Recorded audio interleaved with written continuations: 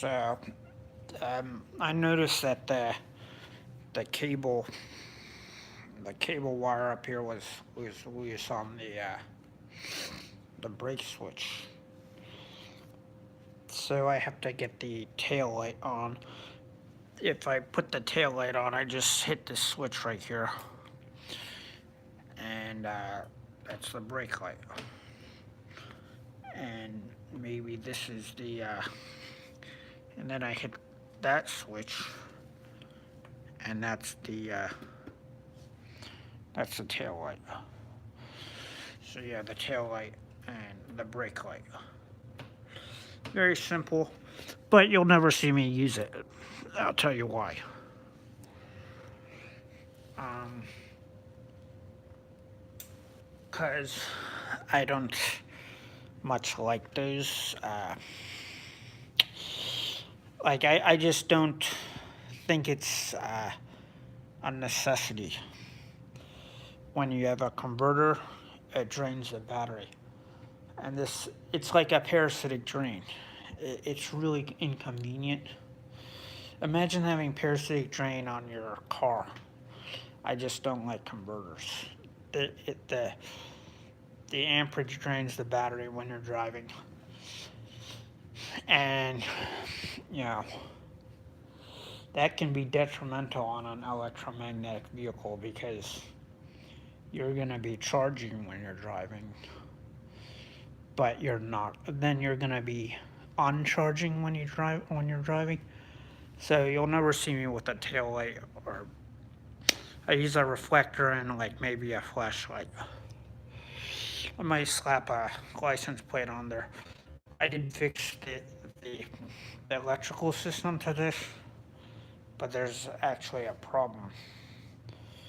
Uh, we came across what's called no freaking gas. The gas isn't going in there, and I think the cylinder just rested right in front of the spark plug. Uh, like I said, I hate gas engines, but I mean I've never like electrical systems or like that's like something I enjoy to do. And then you have the things I don't enjoy to do, which is, you know, which is finding ways around variators and, gears and shit and cylinders and washers and carburetors. I would not enjoy to do that. So, salvage yard for you. Uh, yeah. So that concludes it. Maybe I will update it if I find a solution. But right now we're getting a really good electrical system, a really good spark, but we're getting no engine. And that means the cylinder has to be realigned, or you know maybe I can get around that if I can get around the fact that the vacuum line's not working. Vacuum line's not working, meaning cylinder needs to be. That means the engine's not working. There's no gas going into the filter, meaning it's not a petcock. I had the same problem with that one over there. Um, so I'm trying to think what that could be. But that one starts after 30 seconds, so I'm really confused here. Um, like that one will actually start. Even though it'll take like 30 seconds, that one will start. This one will not. Meaning, the guy's a scammer. It could be. I'm beginning to realize that. Um, I mean, I have a choice to get even or not because I've been doing this for years. Electrical systems I've been doing for 10 years, but this thing right here I've been doing for like 2 years. gas systems, which is electrical, is actually. It's all electrical. So I'm thinking about getting even with that guy, getting my money back. I'm gonna I'm gonna find out. Like, this is really bad engine compression. This moped has such bad engine compression that when I got it, like, I did an oil change, it was black, and then I did the change like 2 or 3 times, and it was still black. Like, there's some serious engine problems.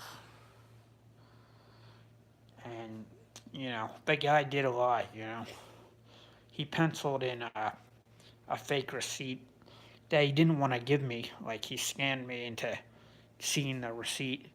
Uh, I was like, "Where's the receipt?" And I'm not getting it in my phone. And he's like, "I don't know, your phone looks outdated or something." So they work around that.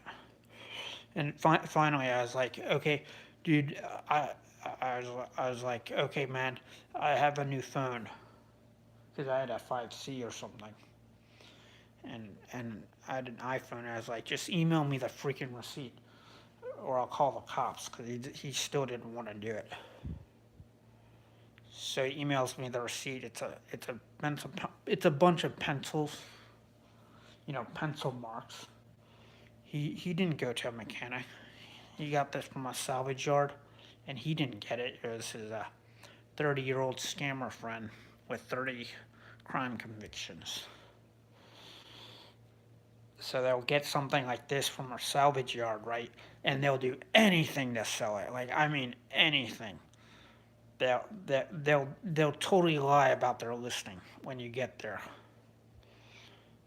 They'll be like, oh yeah, they'll be like, you'll ask for that mechanical receipt from the mechanic's job, that was $500. And then you'll, unfortunately, Weens doesn't even live at his house. Like, that wasn't even his house. He was just taking care of someone's house. But I know where the scammer lives. I can't reveal that, because I might break his window, at least break his mailbox, because I might do that because I'm bored. But because that's not a nice thing to do, I might not go as far as that windshield, but definitely a mailbox or something. He messed up and he gave me the registry information because I asked him for it, and he thought I was a cop. Like, because I was driving an Altima and it looks like an undercover cop car or some shit. And he really wanted to get rid of his money, so he drove to the scammer's house with me and gave the scammer the money. One idiot, man. One idiot. The scammer's his dad, but his dad's 30 years old. Okay. Anyways, here's the situation. We're gonna try and realign because you can fix engine compression, so I'm not gonna be that cruel as to act before a really good resolution. I'm gonna open the engine up and fix it. But I'm just giving us a warning about Craigslist scammers. They'll do anything to sell you anything. See, there's no gas in here. That indicates no. When you don't see gas in the filter, that means the vacuum line's not working. That means that either the petcock's broken or the engine's having bad compression issues. And it sounds just like that engine over there. So it is compression. But compression can be fixed through engine alignment. Through you just align the piston by cranking the gears back or something, or lining them up somehow. Very simple to do. I might go ahead and do that on my next day, since we did fix the electrical system on this. The stator got stuck. God knows why. I think it was because the piston locked up and the stator was still trying to turn, and it couldn't, so it locked up. The stator's sounding great. There's definitely a spark, but wow, it could be me. I just don't know yet. Like maybe the guy was honest, and I was using a shitty spark plug, and the piston realigned from a shitty spark plug. That I just don't know. But why would he lie so badly on the receipt? And why would the belt break and the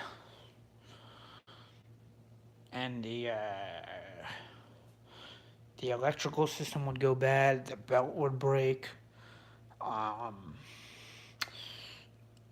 the muffler had like computer screws on it, like really loose. It was really loose for a while, so it was all a setup. He put a new airbox filter there to match the receipt, the mechanical, the mechanic's job, which was not a job. But now I have to go ahead and fix the gears. I have to align the gears. But like I said, I've done electrical work, and you know, that the moped over there was actually that's 3,000 kilometers on it. Like it was actually working pretty well. It had engine compression issues, but it's from a salvage yard, so they bolted the. It's like a project scooter, you could say. Like it's a good learning. If you want to learn about something, you want to get something that's broken and naked, like bare bone. But it lasted 3,000. This lasted 700. Hold on, I got it like at 4,100. This lasted, I would say, 1,000 kilometers, and that one 3,000. But this one was more fun, and it was smoother on the road because the engine was bigger. It's made for the road, and I would recommend this one over that one. That one's made for like the racetrack. That one's made for the road. These two are made for racetracks. Like you're supposed to go really fast with these two. Uh,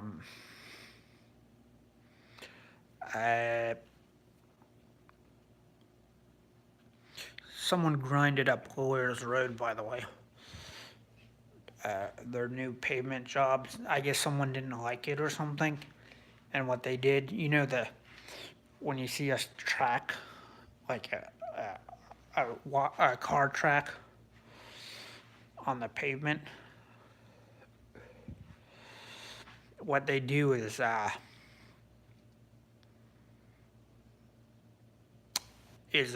truck will pop his tire or something, and God knows how the fuck that happened. And it's big car track on the Lawyers. The pavement's the only pavement I've ever seen in any road in Northern Virginia, and I was buzzing around them quite frequently. And for some reason they grinded the road so it's like rough asphalt, so it's not smooth. And I guess that's to slow vehicles down even further. I actually don't know what the actual purpose is, but it's either that or a longevity of the asphalt, so the asphalt will last longer. But it's not good for tires, I can tell you that. You're going to be replacing tires on the Lawyers, basically. What else?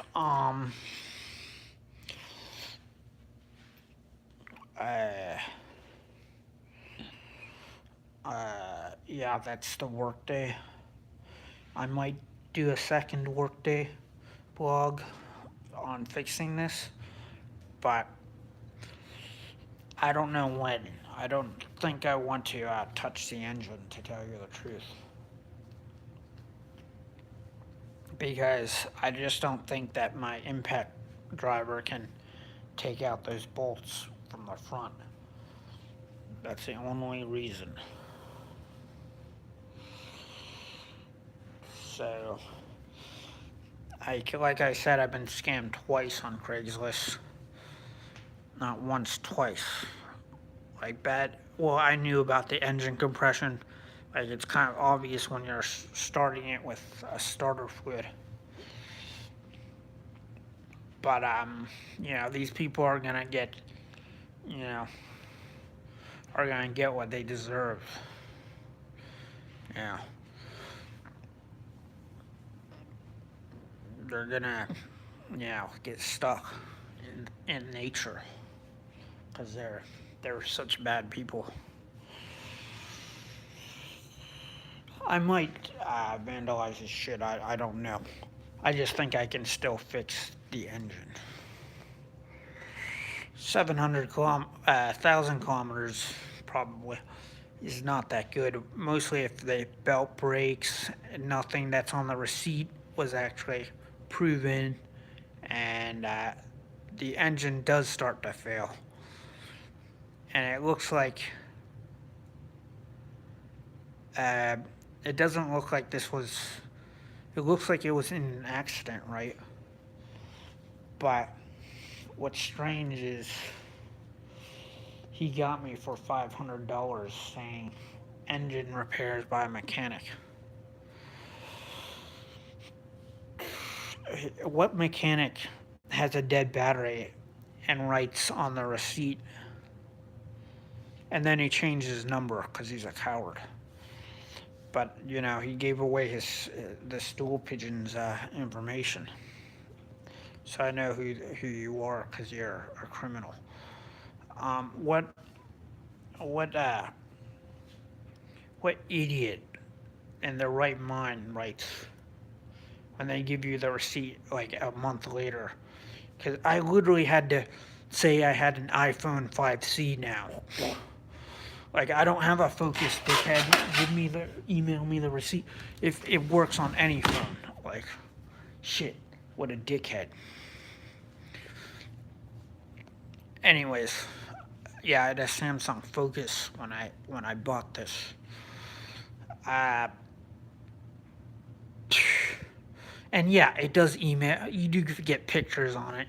The guy's walking around that fucking idea of a mechanical. Because it looked like junk when I bought it, and the picture looked like junk too. So I was aware of, the dangers. He fucking went around that. Anyways, what I got mad about was that it was like I actually was going to start my job at Uber Eats with it. I did get an order or two. Uh, what's funny is, you know, that when when I got it, when he emailed me the receipt, he changed his number, and no, he doesn't exist anymore. But he did actually email me the receipt, and it said something like he showed me it on the phone really quick, and I couldn't even read it.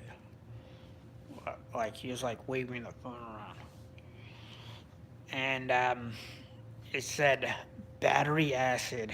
This is a dead giveaway for a scammer.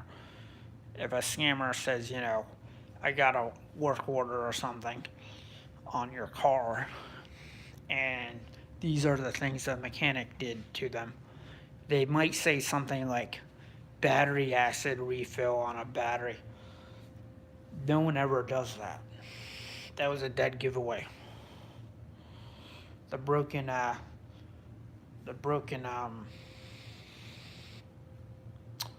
what's that thing called? A rubber chain was also a dead giveaway. Like it broke a month later. It was like hanging by threads. I hate these fucking people, man. One day I'm gonna fucking crucify